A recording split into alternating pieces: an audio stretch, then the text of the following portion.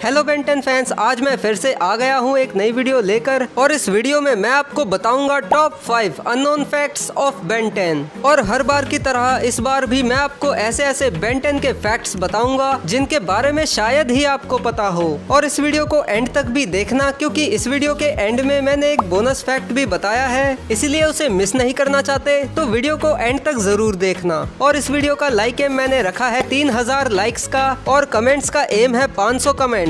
देखो, आपको टकले की कसम, आपको ये लाइक एम और कमेंट्स का एम पूरा करवाना ही पड़ेगा। तो अब हम अपनी वीडियो की शुरुआत करेंगे अपने फैक्ट नंबर 1 के साथ। लेकिन उससे पहले, जैसा कि आप जानते हो, IPL शुरू होने वाला है और अगर मैं ये कहूँ कि क्रिकेट के स्किल्स आपको एंजॉय के साथ जिता सकते हैं 10 करोड़ तक की विनिंग्स। जी हाँ, प्लेयर स्पॉट पे आप इस T20 पे चैलेंज करो मुझे ऑन इंडिया के नए मैदान अपनी क्रिकेट टीम बनाकर और ज्वाइन करो लीग्स। और इस इंडियन प्लेयर स्पॉट लीग में तो 10 लाख के ग्रैंड लीग में आपको फ्री एंट्री मिल रही है। उसके साथ 1.2 करोड़ का लीडर बोर्ड और BMW बाइक, ऐसे बहुत से प्राइजेस जीतने का मौका मिल रहा है। अब फैंटेसी स्पोर्ट्स से हट के बात करें तो मेरा ऑल टाइम फेवरेट गेम है लूडो ऑन प्लेयर स्पॉट, जिसे खेलकर आप जीत सकते हो 10 करोड़ तक daily. 100% secure made in India app है, तो आपका पैसा सेफ है। 7 मिलियन प्लस यूजर्स रोज खेलते हैं, तो गेम ज्वाइन करने में आपको वेट नहीं करना पड़ेगा। और सबसे बड़े मुद्दे की बात, easy withdrawal with no KYC। तो जैसे जैसे सांप सीढ़ी, sheep fight, housie quiz, chess और अब रमी भी खेल सकते हो। तो कोई और ऐप पे क्यों जाना, अब तो प्लेयर स्पॉट पे भी आ चुका है उनका नया रमी गेम। तो फटाफट डाउनलोड करो प्लेयर स्पॉट ऐप और मेरे रेफरल कोड PLAYS200 से एंजॉय करो 200 रुपए के free sign up bonus. Link दे दिया है डिस्क्रिप्शन पे, खेलो और मुझे भी चैलेंज करो। फैक्ट नंबर 1, तो आपने बेन 10 क्लासिक का द बिग टिक एपिसोड तो देखा ही होगा और इसी एपिसोड के अंदर हमें कैनन बोल्ट का फर्स्ट अपीयरेंस देखने को मिला। और फैक्ट की बात तो ये है कि जब बेन इस नए वाले एलियन की पावर्स को पता लगाने की कोशिश कर रहा था तो बेन ने कुछ अजीब अजीब हरकतें भी करी और अपने हाथों से कुछ जेस्चर्स भी बनाए। और ये सीन काफी सिमिलर था 2002 में आई स्पाइडरमैन 1 मूवी के इस सीन से, जहाँ पीटर भी अपनी वेब शूटिंग की पावर्स को इस्तेमाल करने का तरीका ढूंढ रहा था, हाथों के अलग अलग जेस्चर्स को यूज करके। और ऐसा ही कुछ हमें कैनन बोल्ट के साथ भी देखने को मिला, जो कि मेरे ख्याल से एक इनडायरेक्ट रेफरेंस था टोबी मैगवायर के स्पाइडरमैन का। वैसे आपको ये फैक्ट जानकर कैसा लगा मुझे कमेंट्स में जरूर बताना, और ये भी बताना कि क्या आपने इसे बचपन में नोटिस किया था।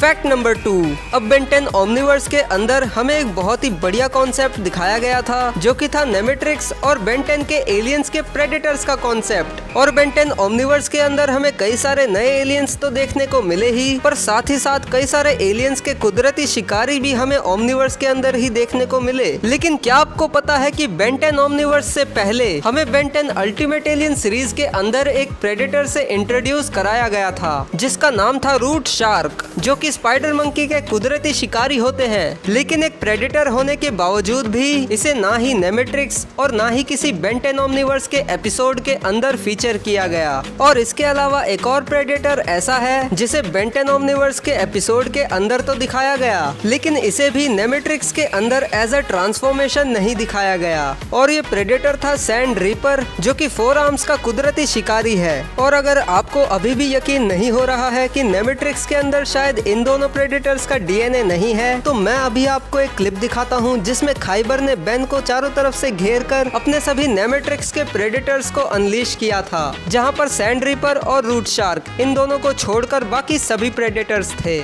But can you take on all of the Nemetrix predators at once?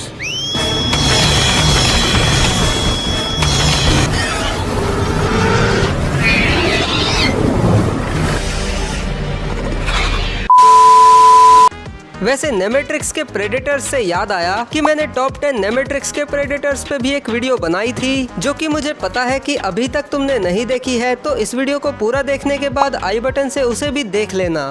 Fact number 3, आपको बेन 10 एलियन फोर्स के good copy bad copy episode का ये वाला सीन तो याद होगा ही, जहाँ पर अल्बीडो ने जेट्रे बनकर ह्यूमंगसौर को भी उठा लिया था। और इस सीन में हमें जेट्रे की ताकत का एक नमूना देखने को मिला। लेकिन क्या आपको पता है कि ऐसा ही एक सीन हमें पहले भी भी देखने को मिल चुका है बेन 10 क्लासिक के सीक्रेट्स नाम के एक एपिसोड के अंदर, जहां पर बेन स्टिंगफ्लाई में ट्रांसफॉर्म होकर विलगैक्स के ड्रोन्स के साथ फाइट कर रहा था। लेकिन तभी विलगैक्स पीछे से आकर स्टिंगफ्लाई को पकड़ लेता है, लेकिन फिर भी स्टिंगफ्लाई बड़े ही आराम से विलगैक्स को अपने साथ उड़ाए ले जा रहा था। और मैं आपको यही बताने की कोशिश कर रहा हूँ कि हमने जेट रे की स्ट्रेंथ को तो आसानी से नोटिस कर लिया, लेकिन स्टिंगफ्लाई की स्ट्रेंथ को पूरी तरह से इग्नोर कर दिया। इसीलिए मुझे लगा कि इस बात को मुझे आपके सामने रखना चाहिए ताकि लोग स्टिंगफ्लाई जैसे अंडररेटेड एलियन को भी अप्रिशिएट करें। और इसका मतलब ये बिल्कुल भी नहीं है कि मैं स्टिंगफ्लाई को जेट रे से ज्यादा बेहतर बता रहा हूँ, लेकिन मुझे ये दोनों सीन थोड़े थोड़े आपस में सिमिलर लगे तो सोचा बता दूं।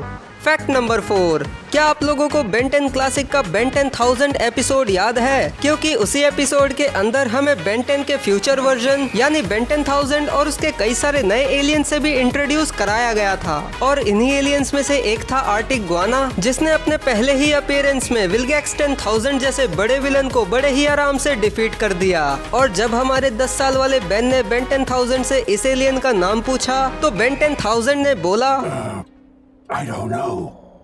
Absolute zero.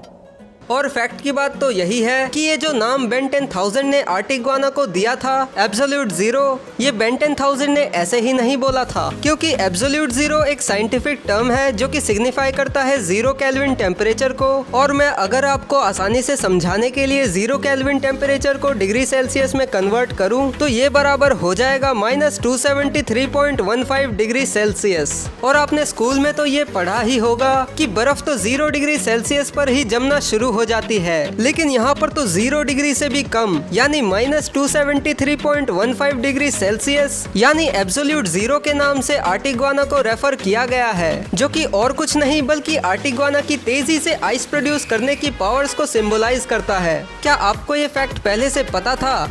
मुझे कमेंट्स में जरूर बताना, और ये भी बताना कि आपको एब्सोल्यूट जीरो या आर्टिक गुआना दोनों में से कौन सा नाम ज्यादा बढ़िया लगता है। वैसे एब्सोल्यूट जीरो भी बुरा नहीं है, लेकिन आर्टिक गुआना ज्यादा कूल है।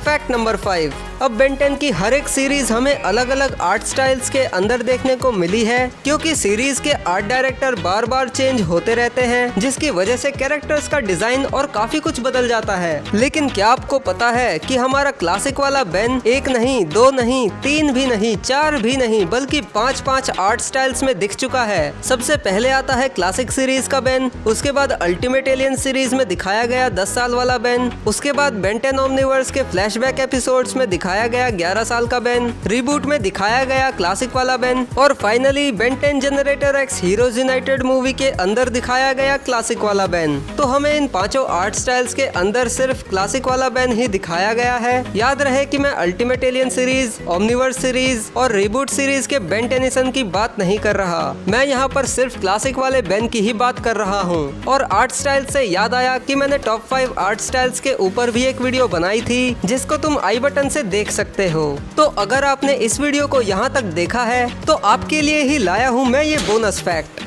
तो इस वीडियो के अंदर मैंने कई बार बेन 10 एपिसोड्स की बात की है, तो बेन 10 के एपिसोड से रिलेटेड ही एक फैक्ट ये है कि मैंने और आपने तो नॉर्मल बेन 10 एपिसोड्स को टीवी पर देखा है, लेकिन क्या आप लोगों को पता है कि बेन 10 क्लासिक के कुछ एपिसोड्स और कुछ मूवीज के पॉपअप ट्रिविया वर्जन्स भी बनाए गए थे। अब ये पॉपअप ट्रिविया क्या चीज है ये मैं आपको अभी समझाता हूँ। तो देखो, ये पॉपअप ट्रिविया वाले बेन 10 एपिसोड्स में ज्यादा कुछ तो नहीं होता, सेम वही नॉर्मल एपिसोड होता है, बस एपिसोड्स के बीच में ये ओमनिट्रिक्स के पॉपअप्स दिखाए जाते हैं और उस पॉपअप में किसी कैरेक्टर, प्लेस या किसी इवेंट की जानकारी दर्शकों को दी जाती है, ताकि जो व्यूअर्स हैं वो और भी अच्छे से चीजों को समझ पाए और खुद को एपिसोड्स के साथ कनेक्ट कर पाए। वैसे मैंने तो इसे टीवी पर एक ही बार देखा है, वो भी तब जब कार्टून नेटवर्क बेन 10 ब्लॉकबस्टर में सिर्फ उसकी मूवीज ही दिखा रहा था। वैसे अगर आपने पॉपअप ट्रिविया वर्जन का कोई एपिसोड या बेन 10 की मूवी देखी हो टीवी पर तो मुझे कमेंट्स में जरूर बताइएगा। और जाते जाते आपको एक और फैक्ट भी बता देता हूँ कि 80% लोग वीडियोस तो देखते हैं लेकिन चैनल को सब्सक्राइब नहीं करते। तो यार, अगर आप भी इन 80% लोगों में से हो जो वीडियोस तो देखते हैं लेकिन चैनल को सब्सक्राइब नहीं करते, तो आपसे मेरी रिक्वेस्ट है कि प्लीज चैनल को सब्सक्राइब कर लीजिए और बगल में आने वाले बेल आइकन को भी ऑल पे सेट कर दीजिए। और इस वीडियो को भी लाइक करना मत भूलना और कमेंट्स में अपना फीडबैक देना कि ये वीडियो कैसा लगा। और अगर मेरी और भी फैक्ट वीडियोस को देखना चाहते हो तो राइट वाले बॉक्स पर क्लिक करना।